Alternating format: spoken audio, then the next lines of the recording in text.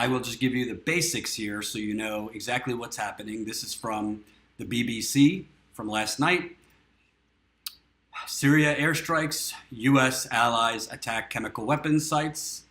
The U.S., UK, and France have bombed 3 government sites in Syria in an early morning operation targeting chemical weapons facilities, they say. The move is a response to a suspected chemical attack on the town of Doma last week, which killed dozens. Russian President Vladimir Putin said he condemned the Western strikes, quote, in the most serious way.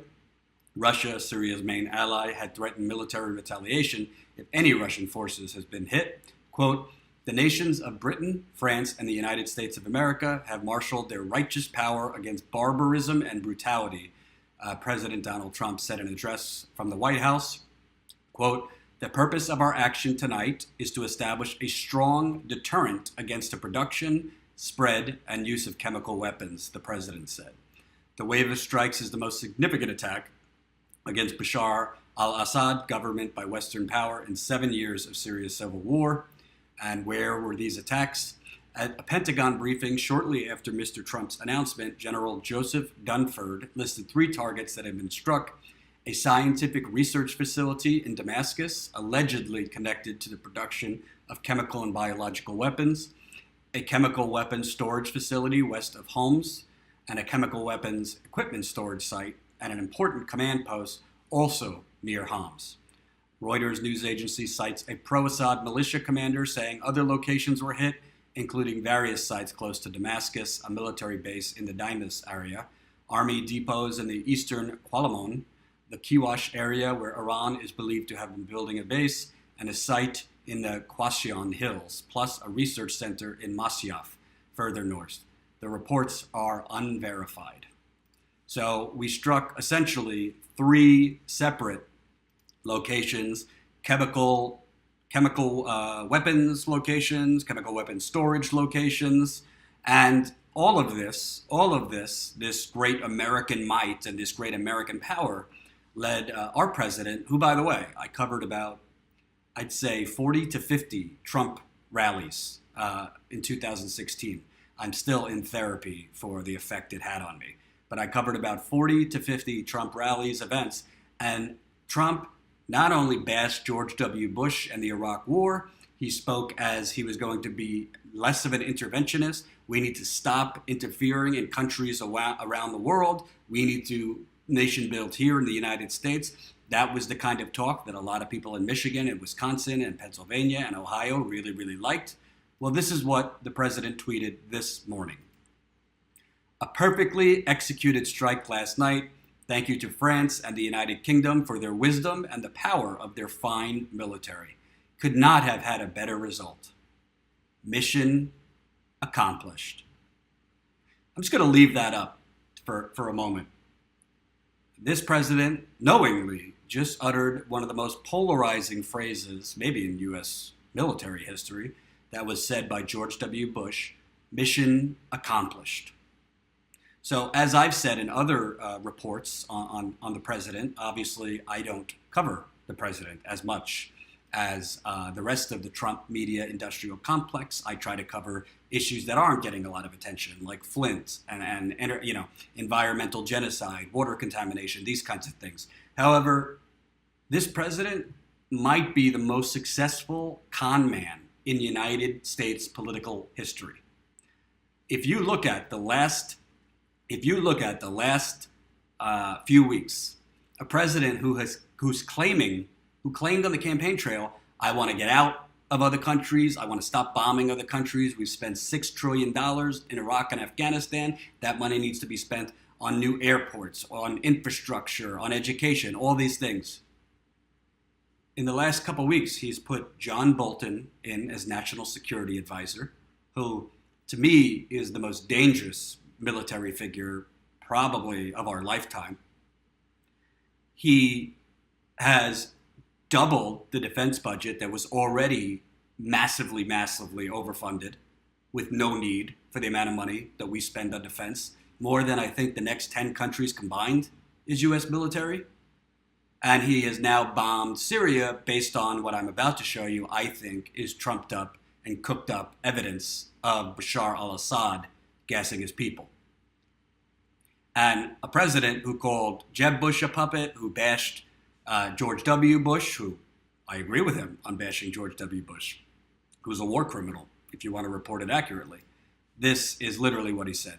He said dropping 3 bombs or missile, 3 sets of, there's a whole lot of missiles. Some are saying on the media, 100 missiles dropped on 3 different locations. He says mission accomplished. So for the people in Michigan and Wisconsin and Illinois and Ohio and Pennsylvania who thought they were getting a real America First populist who was going to bring back your plants, who was going to do all this stuff, well, I think that tweet kind of says it all. He knew exactly what he was doing. He's got John Bolton in his ear. He's got other neocons in his ear. And he also has a corporate media that has basically been poking at him for over 2 years now to take more action against Russia, Syria, and continue on and on and on with the military-industrial complex. So I want to play something for you from Russia Today, RT America. It's sad that we have to depend on literally other like non-American news outlets to give us the truth.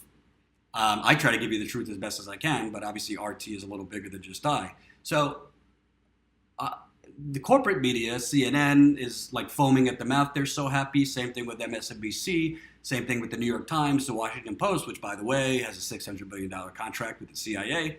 But the corporate media is not reporting the fact that this evidence that Syrian President Bashar al-Assad gasses people is pretty much coming from Western-backed and Western-funded organizations. Let's play this. Reports of a chemical attack first appeared, strangely enough, at almost the precise moment the battle had ended, when the Syrian government and rebels were negotiating on how to evacuate the latter. Reports first appeared on social media, Twitter, Facebook, and spread like wildfire. Well, my colleague Ken Delaney and I have learned today that the U.S. now has blood and urine samples from some of the victims of this attack in Syria last weekend, and that those samples, according to U.S. officials, tested positive for chemicals. Sources, the usuals, white helmets who serve as rescuers for Islamists and Syrian rebels.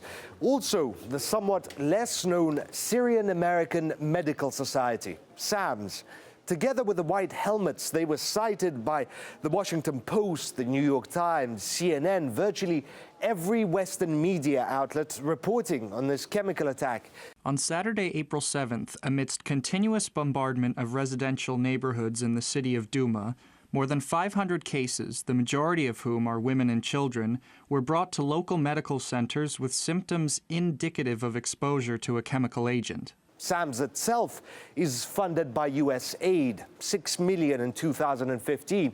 U.S. aid is widely believed to be an arm of the State Department and is banned in multiple countries, accused of interfering in domestic policies and promoting regime change. It even has an Office of Transition Initiatives. The management at SAMS are also, believe it or not, former USAID staffers.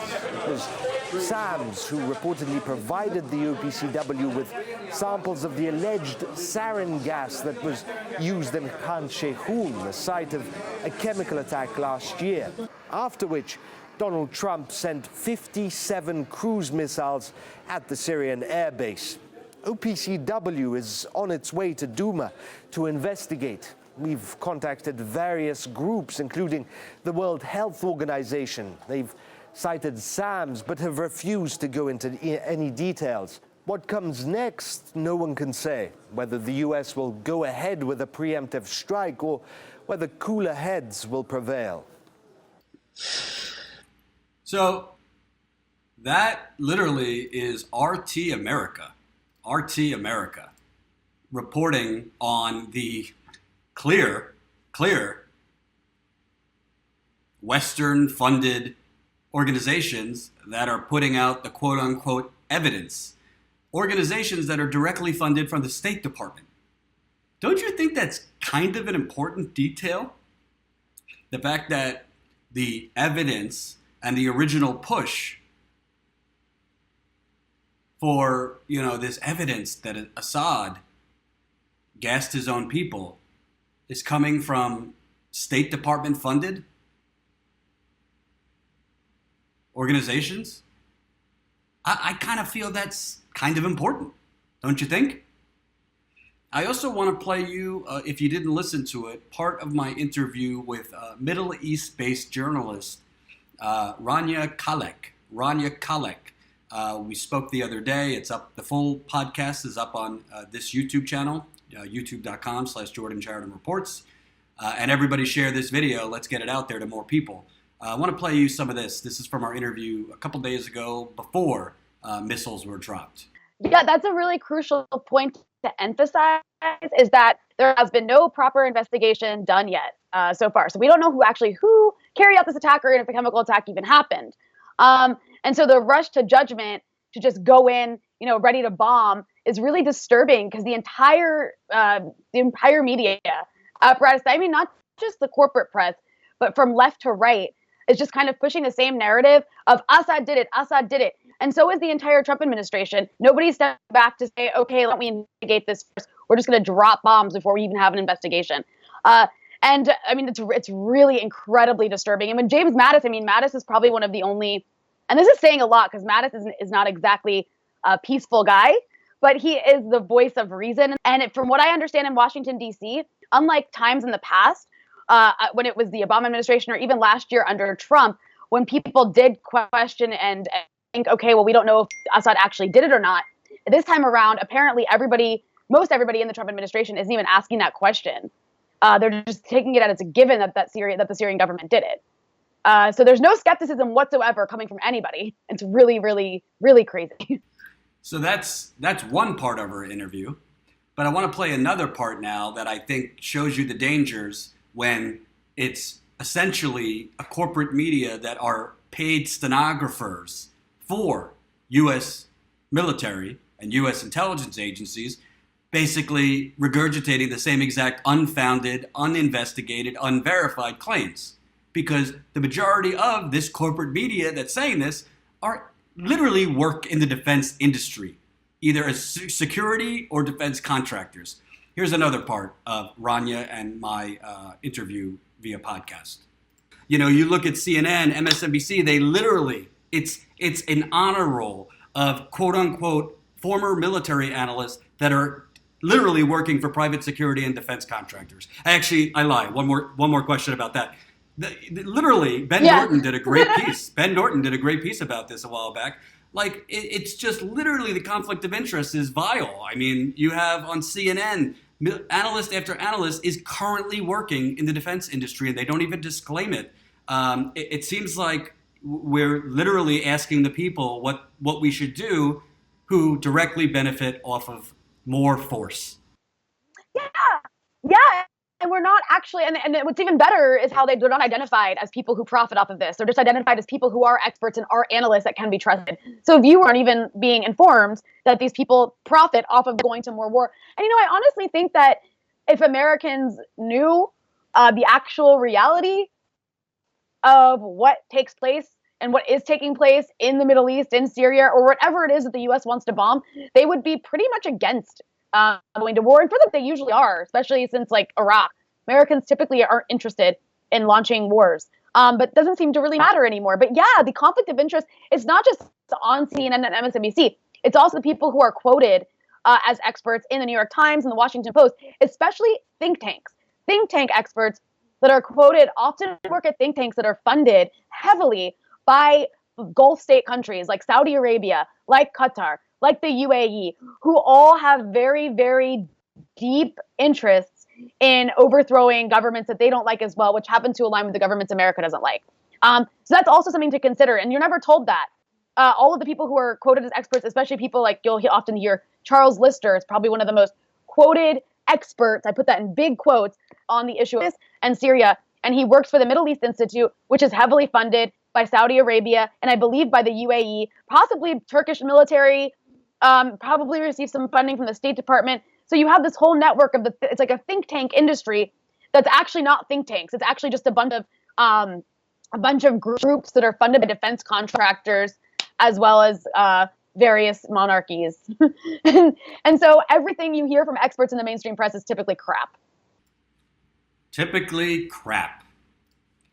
And you know what? The bottom line is that Rania, who's a fantastic Middle East-based journalist, she was in D.C. this week. She's not on MSNBC. She's not on CNN. She doesn't get invited, to be quoted in the New York Times, because the corporate media, they're not actual journalists. They are accomplices to endless war.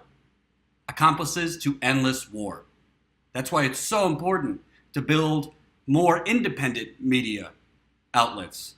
Whoever you like, whether it's me or Jimmy Dore or Lee Camp or Kyle Kalinske or whoever it is, to support independent media, because we don't have a real journalistic industry in the United States anymore.